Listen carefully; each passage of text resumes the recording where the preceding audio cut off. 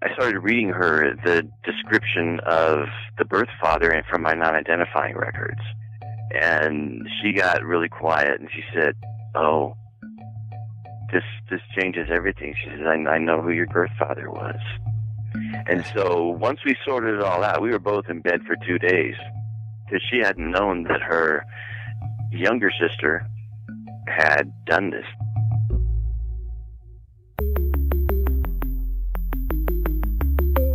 Who am I? Who am I? Who am I? Who am I? Who am I? Who am I? Who am I? This is Who Am I, Really?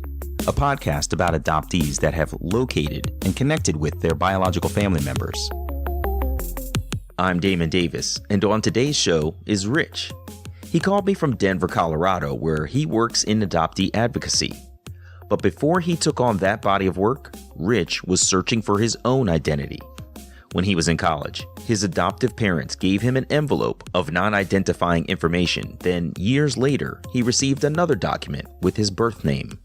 When he found his maternal aunt, they discussed his birth mother enough to realize she wasn't the only sister in the family to have relinquished a son in Denver. This is Rich's journey.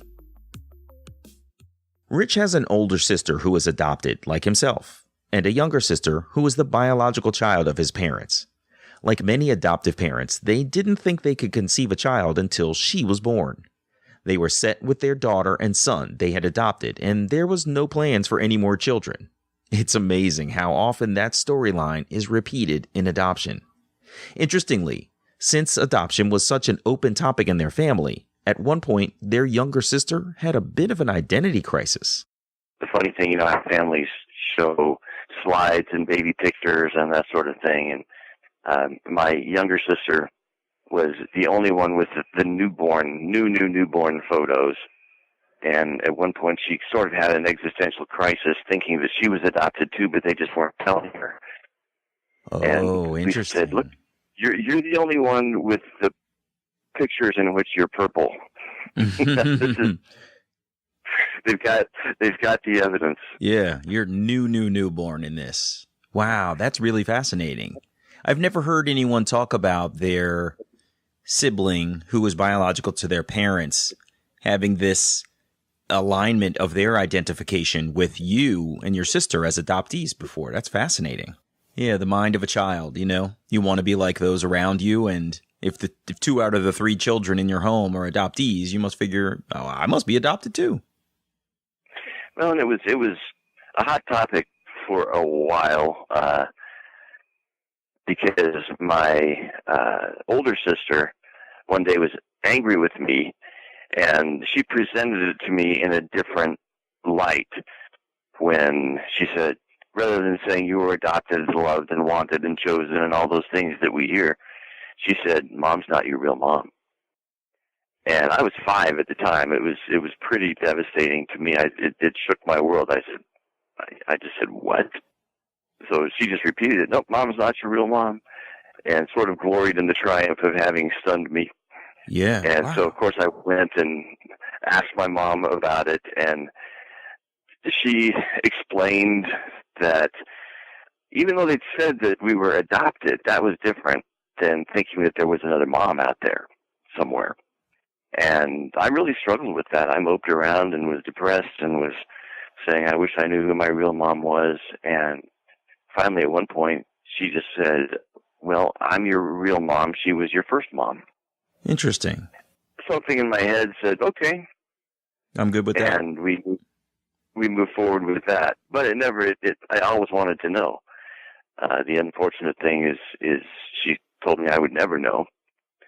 And so that hung with me, and there's a part of me that was very saddened by that, and a part of me that filed it away, kind of like saying, "Well, we'll see. We'll see if I never know." Rich said other than that, they had the quintessential suburban family. They went to church every Sunday, went on family vacations to see relatives, and visit various states across the country. I asked Rich about the relative homogeneity of his family. I'm often curious about the visual clues a person might have that they are somehow different from their family members. And it was kind of funny because one day someone commented that my dad and I looked alike. And we just sort of looked at each other and said, well, that's funny. We both have blue eyes and we both have big ears. Mm-hmm. But that's about as far as it went. That's pretty funny. I remember I used to do that too. You know, people would say that to my dad. Oh my gosh, he looks just like you. And immediately we would look at each other like, really? Do I? It's funny. I used to say, I said, you know, my father passed away. I said in the sort of eulogy speech that I gave that I think that people saw more of the spirit that you picked up from the person and the fact that you're there together interacting than they did actually, you know, a physical resemblance, in my opinion. Right. I think so. That you imitate mannerisms and gestures and even facial expressions. Right. It's the whole nature and nurture piece of the conversation. I asked Rich to describe his personality traits as compared with those of his other family members. He said his parents were the post-World War II generation, people who had a job to do and did it. They kept their commitments, and they really applied themselves to their lives. He said their differences weren't as apparent until he was old enough to be more contemplative about it all. Their biological heritage was mainly English and German, which, you know, if you want to stereotype cultures, tend to be a little more stoic, a little less communicative. And my biological heritage is Irish and Swedish and Scottish and a little bit of Northern European mud. And so in that sense, I think I was wired pretty differently from what they were. And it wasn't clear at first, but I think that as I grew up and started to think more critically about our interaction and what was happening and some of the dynamics, I think that we really, I don't know if we were oil and water. It's not like we had fights all the time or that kind of thing. It was just my internal expectation of how the world interacted was very different than theirs. And at times it left me feeling, what's the best word? Somewhere between not normal and crazy for thinking and communicating and wanting to interact the way that I wanted to and getting the message that this didn't make sense. Interesting. Around what age do you recall feeling that way? And can you give me even the highest level example of something that exemplifies that feeling? Probably, I would say initially maybe about age 7, which, interestingly enough, is the age at which many adoptees and children in general start to develop the capacity to grieve. In 2nd grade, I would have these crying jags at school, and I didn't know why. The teacher would say, "What's wrong? What's happening? Did someone hit you? Did someone do something to you?" And I couldn't explain it. I said, "I don't know. I just can't stop crying." I didn't learn about that until years later at Adoptees in Search here in Colorado, when Ron Neidham, who is a therapist and an author, mentioned that, where he just casually mentioned in passing in one of the talks he gave that age 7 or 8 is when children develop a capacity to grieve. And that light went off right away. And so in the midst of those feelings with my folks, I can remember feeling things. One night I walked into the living room and sort of stood at the edge. I think my mom was reading a book and my dad was reading a newspaper or something like that. And my mom looked up, and inside I had all these emotions roiling around, and she looked up and in a very pleasant tone just said, "How can I help you?" As if she was sort of, you know, the family waitress, but completely or seemingly unaware that anything wrong was happening inside me. She was asking, like, it was would you innocuous. like a glass of milk? Yeah. Yeah. And so that's probably my earliest memory of that. And what happened when you were boiling inside, like emotions were just raw, it sounds like. Right. It was I didn't have words for what was going on, but probably at the time just would have helped a lot to have been hugged or held. We weren't a particularly affectionate family, especially after a certain age. When we were little, we were read to and sat on our mom's lap and kissed Dad goodnight and that sort of thing. So, as I said, I think pretty typical of the generation. And it's interesting because I've talked to people who were not adopted, men who were not adopted in particular, about the dynamics in their family and how it impacted them. And it leads to an interesting conversation about what is related to adoption, what's related to being raised by post-war parents. Many men were raised a certain way or emotionally traumatized by war and just not able to be as engaged emotionally or affectionate with their children. And it wasn't expected. There were much more defined family roles. So when Rich found out at 5 years old the true definition of adoption, his emotions simmered inside him. But in general, things were okay in his home life as a kid. He lived his life trying to be the good adoptee, to use his words. Rich worked hard for good grades, was involved in several sports and student council. He started thinking about his search when he was in high school, but it wasn't until 1979, when Rich was in college, when the big switch got flipped for him. One thing that really triggered my interest again was when I turned 21, my parents sat me down and gave me my non-identifying information, which I had no idea that they had. Oh, wow. That's fascinating. How did they do it? Tell me about the scene. I don't really remember the details of it. It's one of those things where you're so stunned by the event that there wasn't a big lead up or that sort of thing. I've had two big events where envelopes were handed to me, and this was one of them. What do you recall feeling in the aftermath of receiving this envelope and reading through its contents? It was both exciting and enlightening and frustrating as hell, because you're seeing these descriptions of people, their physical descriptions and characteristics, and a little bit about their history, but then you're trying to envision who are they, where are they, have I seen them on the street somewhere. When I was a kid, and I talk about this in a book I'm working on, we all have fantasies, and my big fantasy was that I was the love child of Marilyn Monroe and Elvis Presley. Oh, and that's they were coming for me. They were coming for me. We were going back to Graceland. It was just going to be great, and I'd hang out on the movie sets with them, and thank goodness that was not true. I asked Rich what he did with the information once he got it. Stare at it. That's all there was to do. I had no idea at all about any course of action that I could take. For 10 years, Rich didn't know where to turn with his non-identifying information. At that time, he had clues like dates and locations, but he didn't know what to do next. He says that in 1989, Colorado passed a law that established a confidential intermediary program for adoptees to engage with the system to be in contact with their birth families. The organization running the program was called Adoptees in Search. He was living in California at the time, so his adoptive mother cut out a newspaper article about the new intermediary program, sent it to him, and asked if he would be interested. He signed up for the program.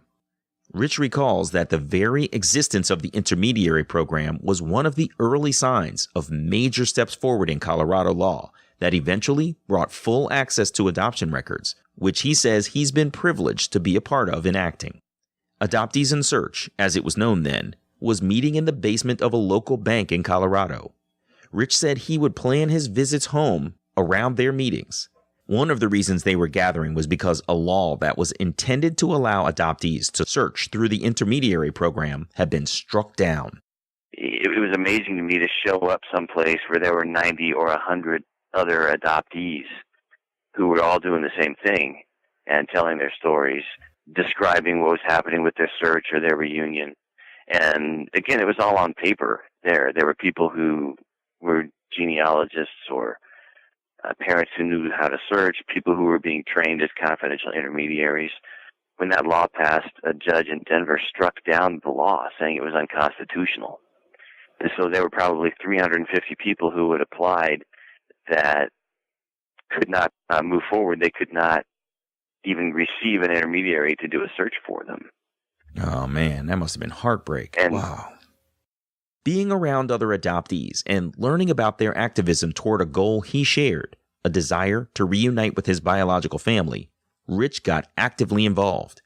He went with them to testify before legislative committees to try to influence lawmakers, and the organization, referred to today as Adoption Search Research Connection, or ASRC, was involved in a lawsuit over adoptee rights. But in that lawsuit, there was a subplot at play that Rich's team never could have predicted.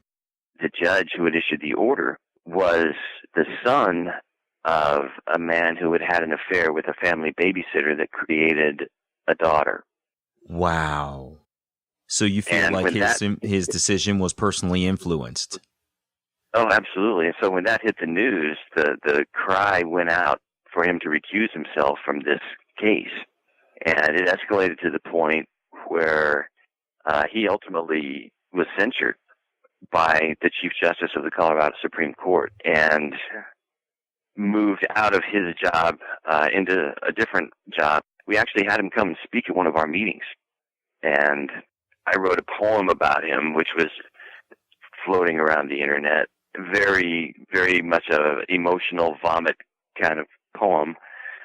As part of it was, I asked the question, can you hear anything? Can you, do you understand anything? Can you feel anything? Do you see anything?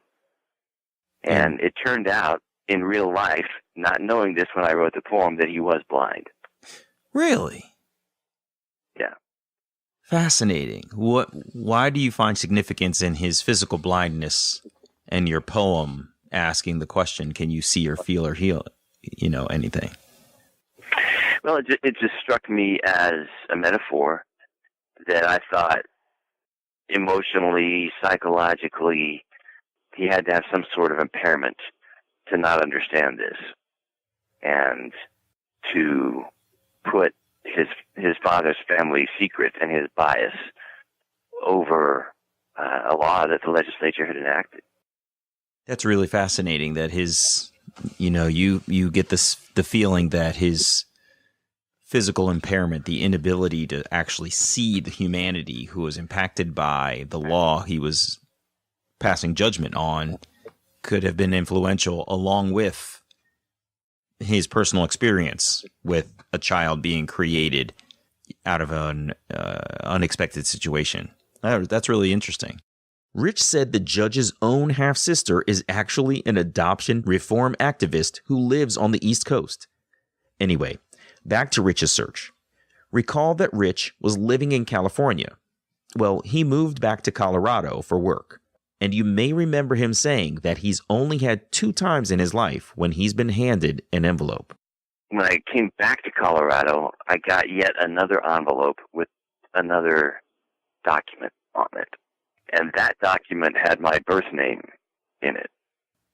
That was a point of awakening where, for the first time, I didn't let it out, but I felt the depth of separation and an incredible sense of betrayal from my adoptive parents, that they had held on to this document that long and watched me go through some of the struggles I had in my 20s and do some self-destructive things and blow up my life. And it really took that moment for me to connect with the fact that there was a person who had a name. How, just for logistics, how long was the time period in between receiving your non-ID and receiving this envelope that has your birth name in it, out of curiosity? Would have been 8 or 9 years. Wow. And they had it the whole time. They had it the whole time. That's where my written story starts out, is me going home for Christmas with a whole bunch of disastrous things going on in my life and being handed the document. Oh, man. Was it handed to you? I mean, it sounds like you're saying almost at the wrong time, or was this suddenly the right time to make a change? What did it do for you, given what sounds like a downward spiral you were in? Well, in my view, any time would have been the right time. Any time 10 or 15 years earlier would have been a better time. I understand. But it's one of those beggars can't be choosers things. But it's still, on an intellectual level, I understand why they did what they did, and the times and the culture and the assumptions and all that sort of thing on a human level. It still baffles me. Between the clues that were revealed on his non-identifying information in the first envelope and the last name he suddenly had with this second envelope, the ASRC searchers knew what to do with the info. There was no internet back then, but a woman named Faye, a tenacious searcher and adoptive mother, put Rich's information together using a very interesting fact. Rich's maternal grandfather worked for the railroads a long time ago. The Social Security Administration's website says that before July 1st, 1963, the Railroad Retirement Board issued original Social Security numbers to railroad employees, designating them with the first 3 digits of their SSN between 700 and 728. When she used the Social Security Death Index, she was able to eliminate the other families Rich was possibly from and focused on the maternal grandfather's family. They found his family with the correct number of siblings, 3 sisters and 2 brothers, based on an obituary, and they were confident who Rich's biological mother was among the sisters. He ruminated on the best approach to reach out to her. Some people send an introductory letter. Others decide they're getting in their car or on a plane to go boldly knock on their relative's front door. From the beginning, I knew that I would make a phone call, because if it turned out to be a rejection or a no, I would have at least heard her voice one time. Finally, it was time to make the call. The first time I picked up the phone to call, the whole bit, I was sweating, my hands were shaking, I didn't know what I was going to say, even though I had sort of a script written out in front of me. And the phone rang several times, and then an answering machine picked up. And it was a woman's voice. So I didn't leave a message. I just listened to it and then hung up. My head was spinning. I thought I had just heard my mother's voice. But then I called back a couple days later after plucking up my courage, and the same woman's voice answered, and I asked for my birth mother's name, and she stopped, repeated the name, and said, well, she's been dead for 20 years. And so I managed to kind of somehow say, well, thank you, I'm sorry to bother you, and I just hung up the phone. That must have been so tough. So you didn't identify yourself at all? No. She kind of sounded like she knew something might be up. As it turns out, she was the secretary of my birth mother's husband, who had married him about a year after my mother died. Interesting. Yeah, and as I put myself in her shoes, after a person dies, there's only a few sort of mistaken outreaches to that deceased person in the years that follow, and they taper off precipitously as word spreads.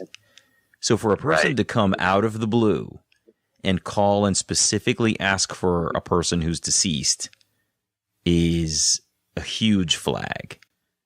I'm sure she was very suspicious. Well, and my voice was young enough that it was clearly I was not someone of their generation. Rich said it took a while to recover from the news that his birth mother was gone. But the other adoptees in what is now ASRC were sympathetic.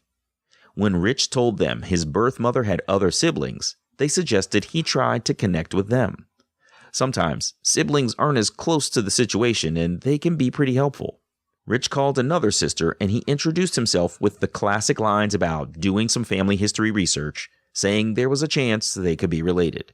The woman interrupted. And she said, "Stop right there. I know who you are."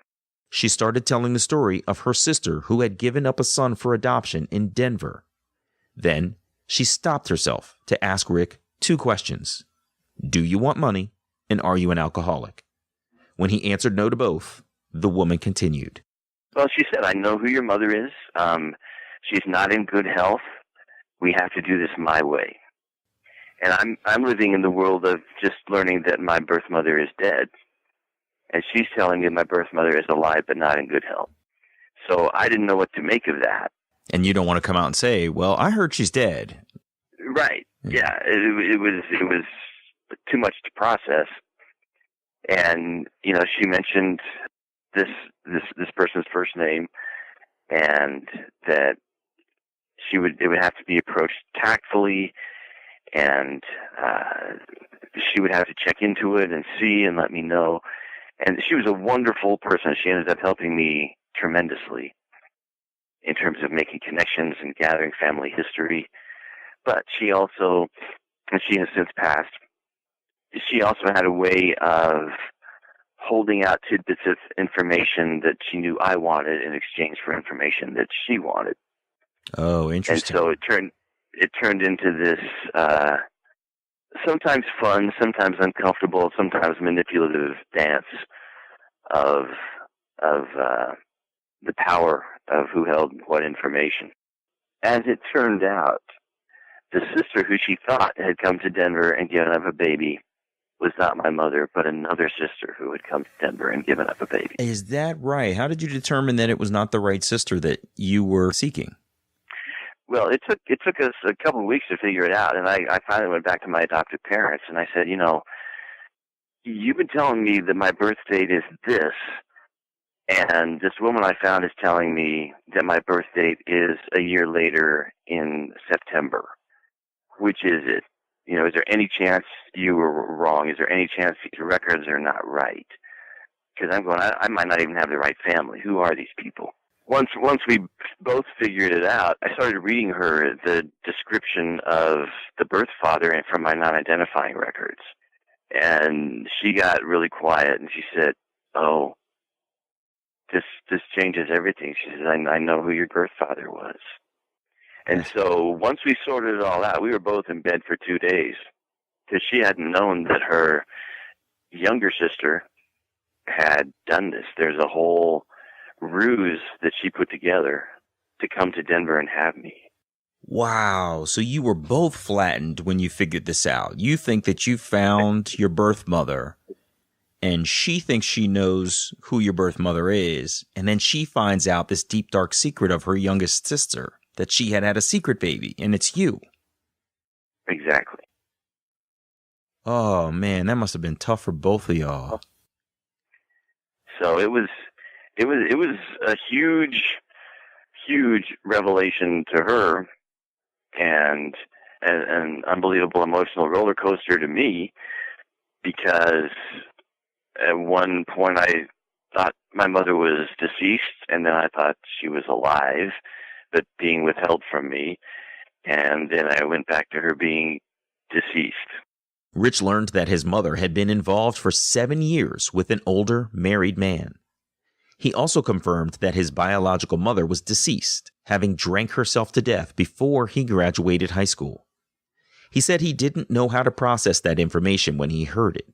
From the story Rich has heard, his birth father was a commercial advertising art guy, good-looking and charming. Kind of a Don Draper from the hit Netflix series Mad Men.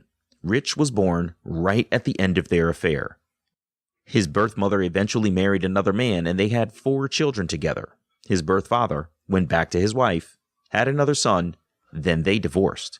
Rich's birth father died of a heart attack around the same time Rich's biological mother started drinking heavily. I asked Rich about finding his maternal siblings. He says he was initially screened by his younger sister, the oldest of those siblings. Then he was able to meet the others. The oldest sister, who was born just a couple of years after me, was coming out for a ski trip to Colorado. And so I drove up and met her, and we talked, and apparently I got the seal of approval, because then she went back and told the other siblings. And then I flew out and met them, and have had several visits up there. It's been a powerful connective thing, but we're not really in ongoing contact. I think that my existence helped them heal and understand the early death of their mother, because they were all younger than me. The youngest brother was probably only 5 when our mother passed away. And so for them, they had grown up believing that they were too much for her, that they were the cause of her drinking. Oh, interesting. And understanding this story helped them contextualize. Contextualize and be free from that burden, that they were somehow the cause of her self-destructive behavior. On his paternal side, Rich has reached out to his aunt and uncle, who weren't exactly surprised to hear their brother had another son, based on what they knew of him, and thankfully, they were welcoming. They invited him to share whatever he found out about the family because they hadn't done much work on understanding their family tree. Unfortunately, one of Rich's brothers died a few summers ago, and they never met. The other brother has Rich's contact information and could reach out if he wanted to, but they've never spoken. Going back to his maternal aunt, who was so helpful in uncovering their family secrets, Rich said she invited him to a maternal family reunion where he got to meet generations of his family. He was a new face in the mix, but the older women in the family smothered him with interest and shared stories from their memories of his birth mother. But he said the younger ones were standoffish. I asked him for his theory on why that was the case. Well, you just think about the shame of the generation and the secrets and that kind of thing. But to me, that showed kind of a pragmatism about the whole thing. You know, they'd been through World War II. They'd been through the Korean War. They understood this stuff happened, and they had that let's move forward with what is attitude. And for me, that shed some light on adoption practices even back then. That yes, there was a lot of shame and a lot of secrecy, but I don't know that it came from as much malice as we try to project onto it. What would you attribute it to then? Just finding a practical solution to a social problem. So practicality laced with ignorance for the impact. Right. These are people who'd seen their friends blown up, or women who'd run the country without any men for 4 years, or it was just okay. Here's a situation, we adapt, we make a decision, and we move forward. That's fascinating. And I don't think anybody had the foresight to see the impact that all the secrecy and shame would have on adoptees. And of course, the damage it would do to mothers who were forced to surrender their children. There's a lot of, social experimentation and research and other things from that and the adjacent eras that were not nearly as sort of appreciative of the human condition as they are now, and, we're better for it now. But unfortunately, a lot of people had to endure some really sad, unfortunate, crazy stuff for us to get to this point where we now are intelligent enough and wise enough to ask, what is the human impact of what we are proposing to do next? Today, Rich works at the Adoption Search Resource Connection. It started in 1975 as Adoptees in Search, and over the years, they've assisted thousands of people. For the past 20 years, I've been one of the point people with legislative activism, and through a series of multiple bills, Colorado now has really one of the most progressive and open laws regarding adoption record access. And it's fantastic. That came in steps. It went from a mutual consent registry to a confidential intermediary program to prospective only access, and then retrospective access by only mutual consent, or if the parent is dead. And kind of a cool thing, people who came through the state home now in Colorado, who may or may not have been adopted, some of them were just raised there as orphans, can now find siblings and get access to information about siblings they might have been separated from. And birth parents now have access to records they signed. Wow, that's amazing. That's an amazing body of work you guys are doing. That's incredible. Well done. How do you, as an organization, interact with organizations in other states? You know, there are advocates who are fighting the same fight in states with completely closed adoption records that are struggling mightily with the, just the pure wall, for lack of a better term, at this particular political moment that has been put up in front of them. How do you support other organizations who want to follow the example that Colorado has led with? You know, we're available for everything from ideas, talking points, ways to reframe things. Each state is different, and the culture of each legislature is different. And I'm not a believer in the one-size-fits-all approach. And on my Facebook page, I recently posted a meme that said, legislative advocacy is a form of sales. And if they're not buying what you're selling, it's time to change your talking point. Interesting. Yeah, it's a good one. Because we've spent a lot of time, pounding our fists on the table, demanding rights. And the problem is when you start to demand adoptee rights, the instant response from an uneducated legislator is, well, what about birth parent rights? And that sets you on a path that assumes an adversarial relationship between adoptees and birth parents. And it sets you on a path where legislators think we've got to find some sort of compromise between these two competing interests. And it results in bills that we really don't want. And so what we're doing right now is trying to put out some different talking points that what we're pursuing is good policy and truth and transparency in adoption that results in healthier outcomes for everybody. Yeah, that's the goal, right? And in the process, you also help combat child trafficking, and you create accountability. And of course, in this age, much as many people in the adoption reform movement like to malign adoption agencies, many agencies have come around on this and said this was a mistake. We don't know what we were thinking, and this is why we're doing only open adoptions now. Well, that's really good to hear. Depends on the state. Yeah, of course. Well, I know I'm appreciative of all the work that advocates like you do on behalf of adoptees, nationwide, and it's an exemplar for other countries as well, and I just want to say thank you for the work that you and your colleagues are doing to try to help adoptees get access to their information and therefore, greater understanding of themselves as people. So thanks for your work, Rich. I appreciate it.